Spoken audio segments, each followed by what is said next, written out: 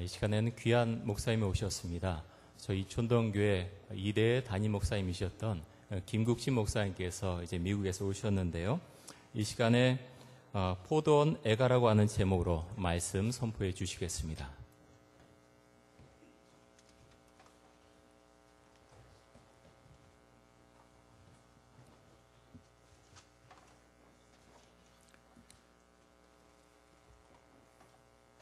오랜만에 인사드립니다.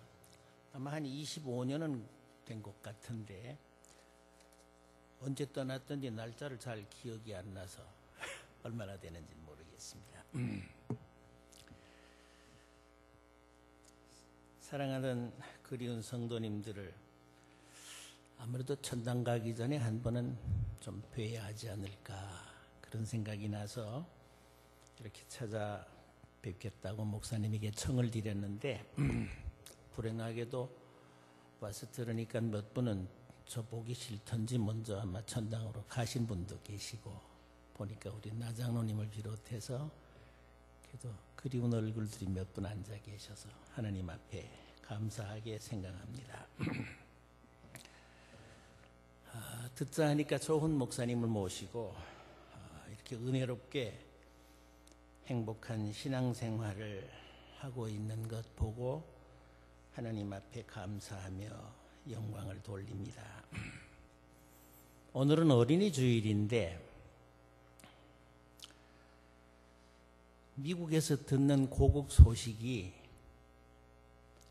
늘 뒤숭숭하고 답답하던 차에 한국에 간다고 하니까 몇 분들이 그러더라고요. 거기 전쟁 날 것 같은데 왜 한국 가냐고 그러더라고요.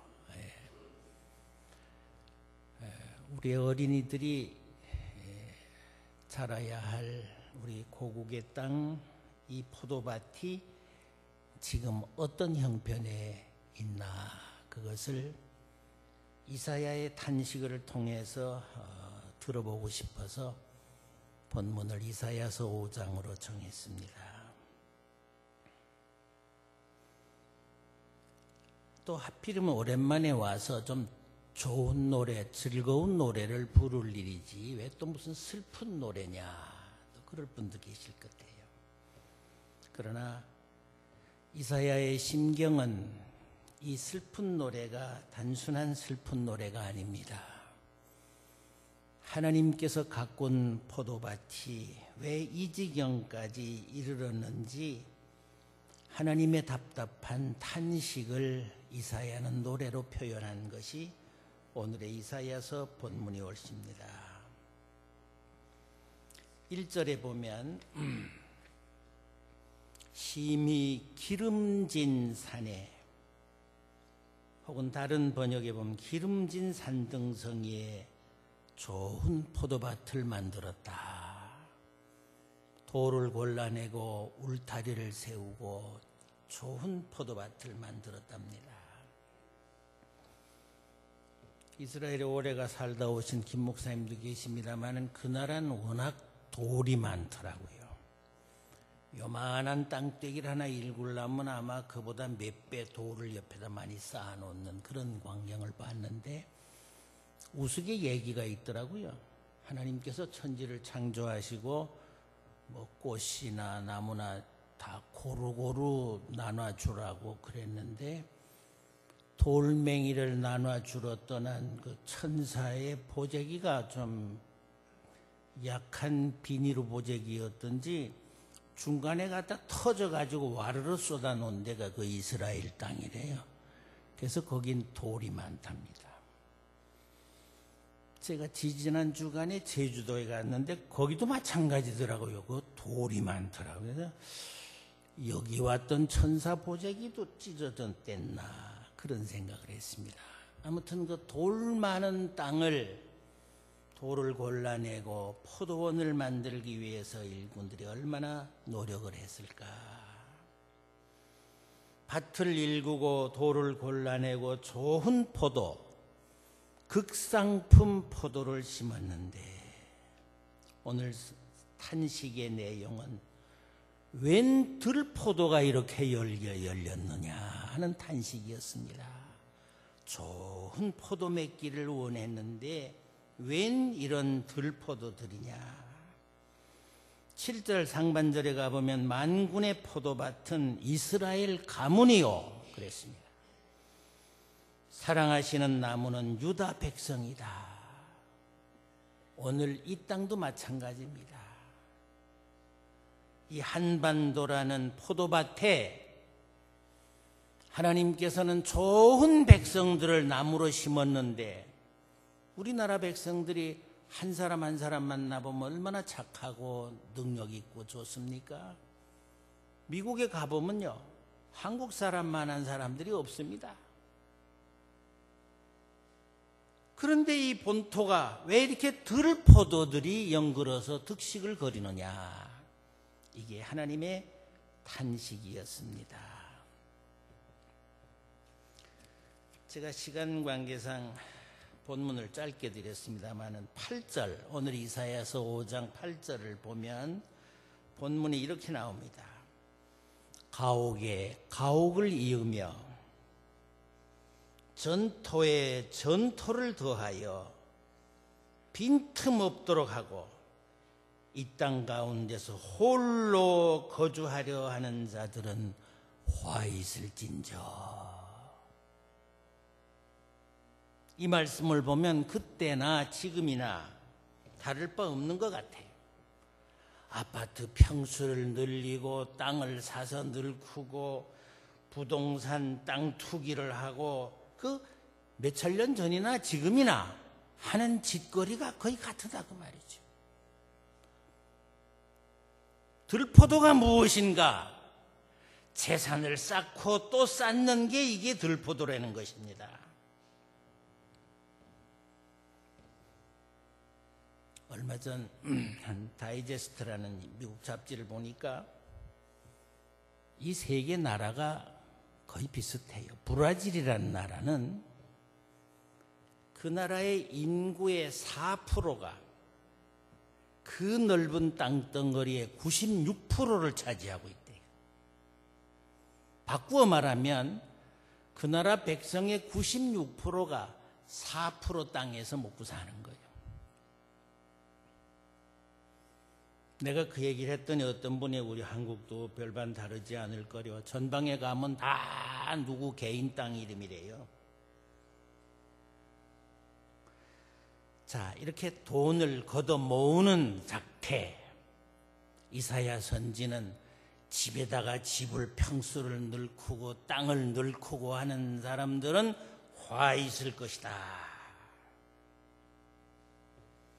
오늘 신약성경 누가복음 12장 13절 이하에 보면 한 청년이 예수님을 찾아와서 하는 얘기가 그렇습니다. 형님이 재산을 다 차지했습니다. 아마 이 청년 눈에는 예수님이 요즘 말로 말하면 진보주의자 같아 보였던 모양이에요. 내 형님 보고 좀 얘기해서 나한테도 좀 재산을 나눠주게 하세요. 제가 지금 여전도 회관이라는 데 숙소를 두고 있는데 저녁에 텔레비를 틀어보면요, 새로 나온 대통령들이 전부 하는 얘기가 다 나눠주겠다는 얘기대. 뭐 하는 사람은 한 달에 40만 원씩 주고, 누구 하는 사람은 30만 원씩 주고, 뭐 애 낳는 사람 주고, 자꾸 나눠주겠다는 거예요. 아마 이 청년 주장과 같은 모양이에요. 그러니까 어떤 사람이 그래요. 저렇게 나눠준다고 하는 걸 계산해 보니까 몇 조 원이 들어갈 텐데 그 돈 어디서 나냐고. 그건 공산당처럼 망칠로 자본가들을 때려 부셔서 너나 먹자는 거 아니겠느냐 그 말이죠. 이게 들포도의 현실입니다. 한쪽은 쓸어 모아 재산을 모으는 거고 한쪽은 때려 부셔서 나눠 먹자는 거죠. 이게 모으는 건 보수라고 그러고 나눠 먹자는 거는 진보라고 그럽니까?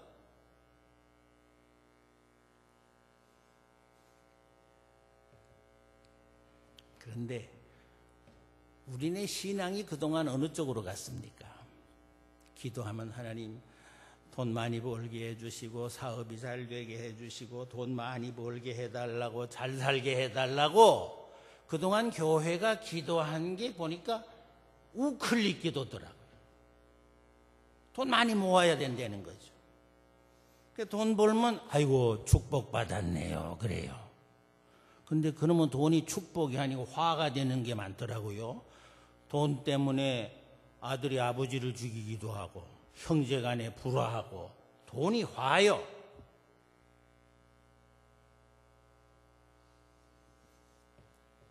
글쎄 옳시다. 20세기 여명이 열리는 1900년 8월 25일에 유명을 달리한 현대를 향해 아픈 소리를 쏴붙인 한 철학자가 있었습니다. 프레드리히 윌헬름 니체라는 사람이, 특별히 그가 바라본 교회와 성직자들이 또 온 세상이 돈을 하나님처럼 섬기거든요. 돈을. 그래서 하는 말이 신은 죽었구나. 바로 너희들이 살신자들이었구나. 하나님을 때려 죽이고 하나님을 깔고 앉아서 너희들이 하나님 노릇하고 있구나. 이게 신죽음 철학의 선언이었습니다. 그가 하는 말 가운데 지나친 소유는 그 소유 자체가 소유한 사람을 노예로 만든다고 그랬어요. 인간들이 전부 돈의 노예가 되어버렸습니다. 사도 바울도 디모데전서 6장 10절에 돈을 사랑하는 것이 일만하게 뿌리가 된다, 그렇게 말씀하셨어요. 이것을 사모하는 자들이 미혹을 받아 믿음에서 떠나 많은 근심으로서 자기를 찔렀도다. 교회조차 재산으로 전락이 돼가지고 이 잔뜩 모아놓은 재산을 성이 다른 남에게 물려주기가 아까워가지고 교회도 물려주는 상속 대상이 됐다며요. 한국에는. 그 미국 신문에 났더라고요. 누구도 아들에게 물려주고 누구도 아들에게, 교회조차 재산으로 전락된 오늘의 행태가 니체의 아픈 탄식을 어떻게 거부할 수가 있을까? 돈을 쌓아두느냐, 아니면 돈 가진 자들을 때려 부셔서라도 나눠 가지느냐,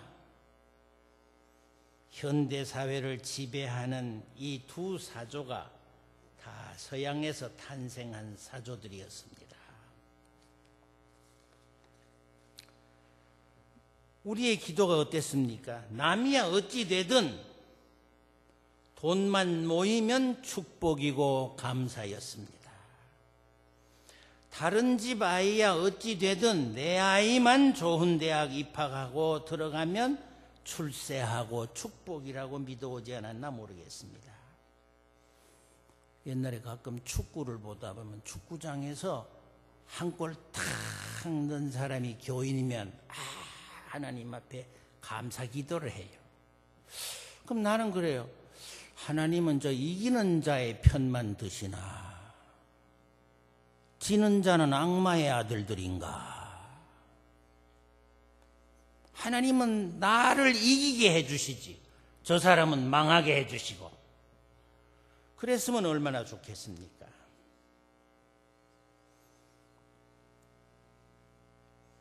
오찬호라는 대학 강사가 쓴 책이 하나 있더라고요. 우리는 차별에 찬성한다라는 책인데, 우리나라 아이들이, 오늘 어린이 주일이니까 얘기해 봅시다. 어릴 적부터 스펙을 쌓아야 돼. 영어 학원에 댕겨야 하고 미술 학원에 가야 되고 음악 학원에 가야 되고. 그 수십 수백만 학생들 가운데서 여러분 1등은 딱 하나밖에 없어. 나머지 절대 다수는 도저히 따라잡을 수 없는 인생의 한계에 직면해서 그의 인식한 진실이 뭡니까? 나는 모자라. 이거예요. 나는 모자라는 인생이라 이거지. 며칠 전 통계 보니까 한국의 중학생들이 세계 아이들 가운데서 가장 불행하다고 느끼는 최고의 수준을 가지고 있어요. 중학교 1학년생이 나는 불행한 사람이라. OECD 국가 중에서 중학교 1학년이 거의 절대 다수가 나는 불행하다고 느껴. 왜? 1등 하는 놈 한 놈밖에 없고 나는 2등 3등 인생이니까.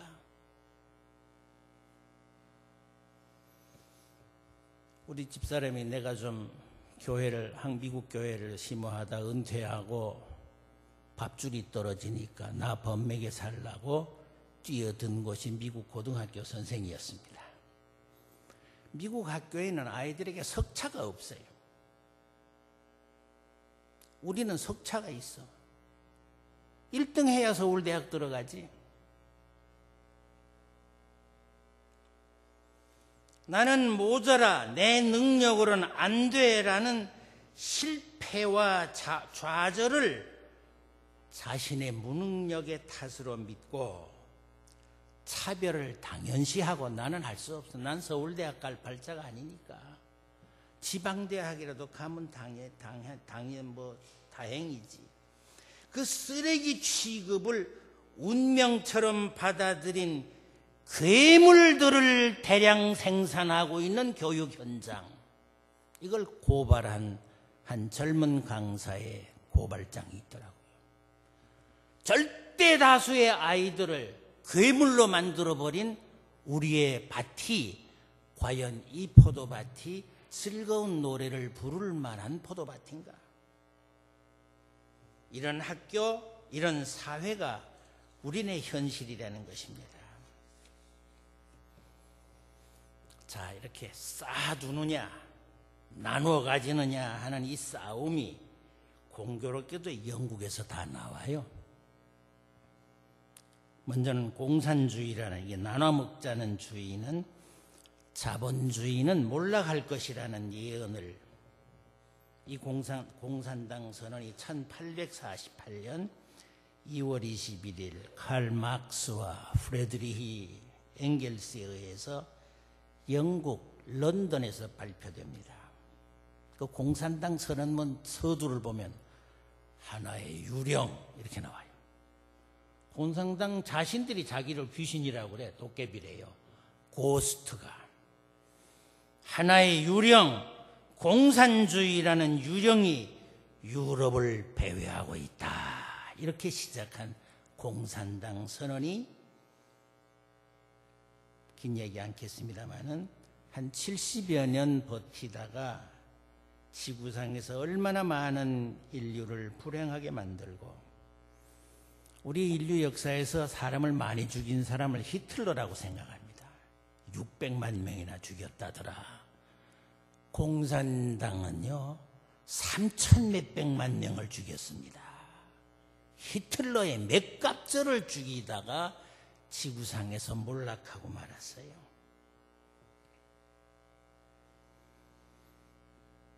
근데 그들의 모토는 그럴듯해요. 공산주의 모토가 뭡니까? 능력만큼 일하고 필요한 만큼 쓰라는 거예요. 나는 힘이 없어서 하루 50원밖에 못 벌어. 근데 집에 가면 애들하고 먹고 살려면 100원이 필요해. 50원밖에 못 벌었지만은 100원 가지고 써라 이거요. 이게 공산주의라는 거요. 그래 가난한 사람들이 좋은 사상인 줄 알아요.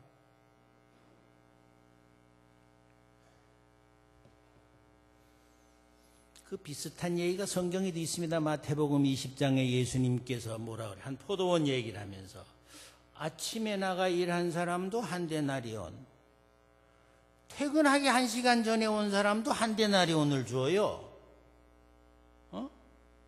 그래서 공산주의자들 이거 봐라, 성경도 예수님도 이렇게 가르쳤다는 겁니다. 그래 복음인 줄 알아요 사람들이. 그 해석은 우리 전문가이신 김 목사님한테 나중에 물어보세요. 자, 그 다음에 이 나눠 가지자는 사상은 이렇게 시작됐는데, 그럼 끌어모아서 잘 먹고 잘 살아보자는 사상은 어디서 나왔느냐? 그건 실용주의와 자본주의의 배경이 되는 공리주의라는 사상입니다. 유틸리테리안리즘이라는 사상이에요. 벤담이라든지 제임스 스튜어트 밀 같은 사람에 의해서 19세기 이것도 영국에서 시작됩니다. 모토가 그럴듯해요. 최대 다수의 최대 행복. 가능하면 많은 사람들이 많이 행복하면 좋겠다. 얼마나 좋은 사상입니까? 이 말을 바꾸어 말하면 많은 사람이 행복하기 위해서는 소수의 사람은 불행을 당해도 할 수 없지 이거죠. 작은 불행은 감수하더라도 큰 걸 노리자 이거거든요. 이 얘기도 긴 설명은 하지 않겠습니다. 요즘 우리나라에도 번역이 되어 있더라고요. 정의란 무엇인가. 하버드 대학교에 마이클 샌델이라는 사람이 예화 가운데 재미있는 얘기가 있어요. 큰 병원에 갑자기 어떤 젊은이가 자동차에 살짝 다쳤는지 실려왔는데 이거 의식이 없어. 이름도 모르고. 그런데 진찰을 해보니까 속에 내장이 다들 아주 건강하고 좋아. 근데 이 병원 옆방에는 대통령도 입원해 있는지 모르고 국회의원도 입원해 있는지 모르고 유능한 재벌도 대학 교수도 여러 사람이 입원한데 어떤 사람은 심장이 필요하고 어떤 사람은 간이 필요하고 어떤 사람은 신장이 필요하고 이런 이식을 받아야 살 유력한 사람들이 여러 사람이 있어. 어느 순간부터 병원이 쑥덕거리기 시작해. 저거 이름도 없는 거 한 마리만 잡으면 여러 사람을 살릴 수 있다 이거죠. 저거 의식도 없는 거 저거 한 마리 잡아서 많은 사람을 행복하게 해주자 이거지. 이게 자본주의의 정의라는 겁니다. 소수를 희생해서라도 다수를 행복하게 만들자 이거지. 여러분들은 어떻게 생각하십니까? 하나쯤 잡아도 괜찮잖아요. 저 구석에 골목에 가난한 사람 하나 가난하면 어때? 이쪽에서 장사가 잘 돼서 부자가 되면 그게 은혜요, 복이지. 그게 축복 아닙니까? 남이야 망하든지 말든지 하나님 나만 복 주세요. 그게 교회가 부르짖은 정의가 아니냐 그 말이에요.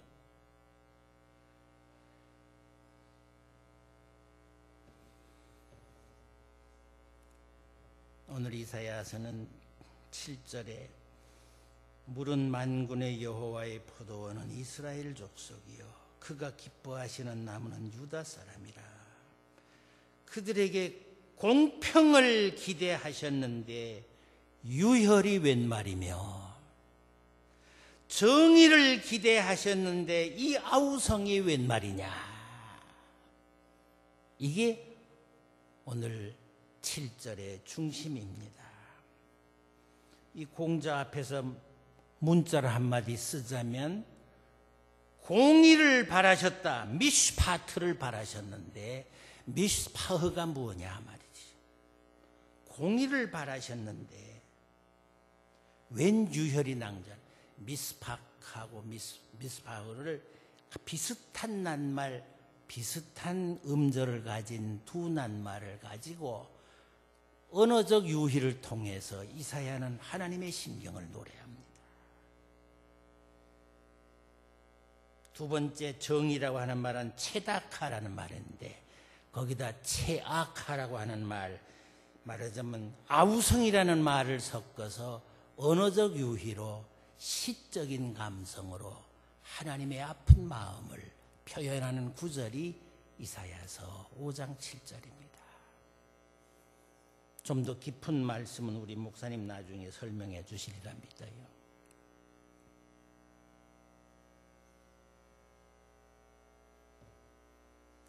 시대 사조라고 하는 것은 다스릴 만한 지혜와 능력이 모자라면 그 사조의 노예가 됩니다. 자본주의가 됐건 공산주의, 사회주의가 됐건 사람은 지혜와 능력을 가지고 사조를 다스려야 하는데 사조에 치여서 사조의 노예가 돼서 나라는 두동강 났습니다. 이번 제가 제주도를 방문했는데 옛날 4.3 사태 얘기를 듣습니다. 낮에는 이승만의 경찰과 군대가 인민을 죽여댑니다. 간밤에 공산당 편 들었지. 밤에는 공비들이 제주 한라산에서 내려와가지고 오늘 이승만 군대가 온 거 너희들 밥해 먹였지? 또 사람들을 죽였습니다. 수만 명이 학살을 당한 사건이 제주도의 일입니다. 백성들이 이게 무슨 민주주의가 뭔지 무슨 공산주의가 뭔지도 모르는 이 선량한 백성들을 사조 싸움에 치여가지고 수만 명이 학살당한 그 민족, 그 백성들의 후예들이 가슴에 한을 안고 살고 있는 땅이 제주도더라고요. 사조에 치이면 그렇게 되는 거예요. 사조를 다스릴 능력을 가졌어야 돼. 이것이 들포도 현상의 아픈 오늘의 우리의 현실입니다. 예수님은 최대 다수의 최대 행복을 추구하는 공리주의자도 아니고 예수님은 한 생명, 잃어버린 한 마리 양을 찾아 우리 안에 있는 99을 뒤로 하시고 험산줄령을 넘으셨다고 말씀하셨습니다. 주님은 유명하고 크고 많은 것을 원치 않으셨습니다. 세상 사람들이 하찮게 여길지 몰라도 보잘것없는 한 생명이 천하보다 귀하다고 말씀하십니다. 여러분, 들포도를 연글면 안 돼요.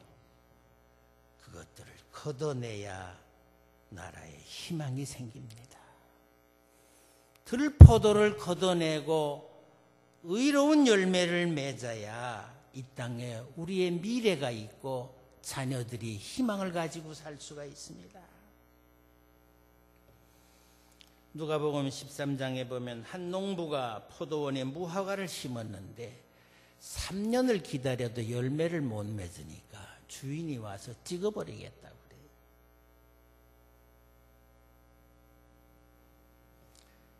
(3년) 우리는 해방된 지 70년이 돼갑니다. 그래도 아직도 이 들포도들로 신음하고 있으니 우리의 미래가 어디에 있는지 물어봐야겠습니다.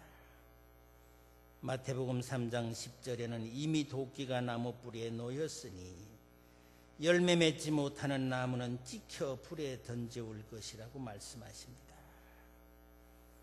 요한복음 15장 2절에는 내게 붙어 있으면서도 열매를 맺지 못하는 가지는 아버지께서 다 잘라버리실 것이라고 말씀하셨습니다.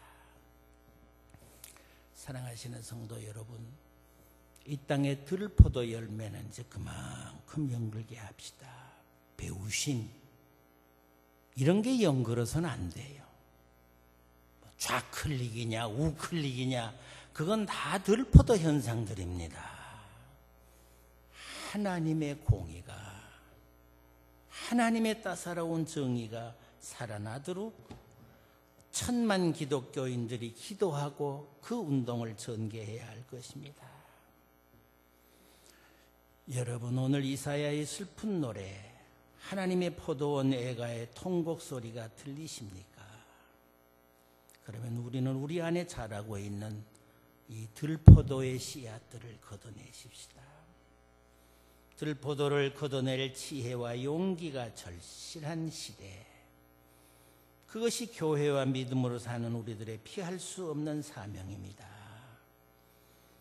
예수님은 말씀하십니다. 내가 세상에 평화를 주러 온 줄로 생각하느냐? 아니랍니다.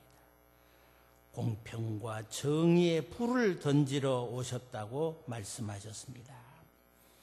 내가 세상에 평화를 주러 온 줄로 아느냐? 아니라 도리에 분쟁케 하려 함이러 칼을 주러 왔노라 말씀하셨습니다. 무슨 칼? 하나님의 정의의 칼입니다. 요한복음 15장에서 예수님은 너희는 내가 일러준 말로 이미 깨끗하였으니 내 안에 거하라. 나도 너희 안에 거하리라. 가지가 포도나무에 붙어 있지 아니하면 절로 과실을 맺을 수 없음 같이 너희도 내 안에 있지 아니하면 거하라. 나는 포도나무요 너희는 가지니 저가 내 안에 내가 저 안에 있으면 이 사람은 과실을 많이 맺나니 나를 떠나서는 너희가 아무것도 할 수 없습니다. 너희가 내 안에 거하고 내 말이 너희 안에 거하면 무엇이든지 원하는 대로 구하라. 그리하면 이루리라. 여러분, 잘 먹고 잘 사는 데만 힘을 기울여온 우리네 모습을 다시 한번 뒤돌아보고 하나님의 슬픈 노랫소리를 귀담아 듣고 진실로 나아가야 할 온전한 진리와 생명의 길을 분별하십시다. 여러분, 복음이 무엇입니까? 구원이 무엇입니까? 십자가를 지시고 피 흘려 죽으시며 말씀하신 주님의 음성을 귀담아 듣고 주님이 가라시는 길을 가는 것입니다. 오늘은 하나님의 슬퍼하시는 노래를 들으며 그 기쁜 뜻을 분별하여 이 혼란과 위기에 처한 나라를 도탄에서 구원할 지혜와 능력을 갖추는 교회, 그런 성도들이 가득한 우리가 되기를 기원해 마지 않습니다. 공평과 정의의 실현을 위해 옳은 일, 의를 위해 목숨까지 버릴 각오로 힘쓰는 그런 나라, 그런 지혜로운 백성이 되기 위해 회개하며 기도하십시다. 기도하겠습니다. 우리를 사랑하시는 주님 참으로 감사합니다. 주님을 그토록 사랑하던 한 노종의 섬김으로 이룩된 이 제단, 이렇게 새로운 젊은 종과 함께 계속해서 주님을 섬길 수 있게 해주신 은혜를 진심으로 감사합니다. 이 제단을 주님 친히 당신의 오른팔로 붙드시고 선한 길로 인도해 주시옵소서.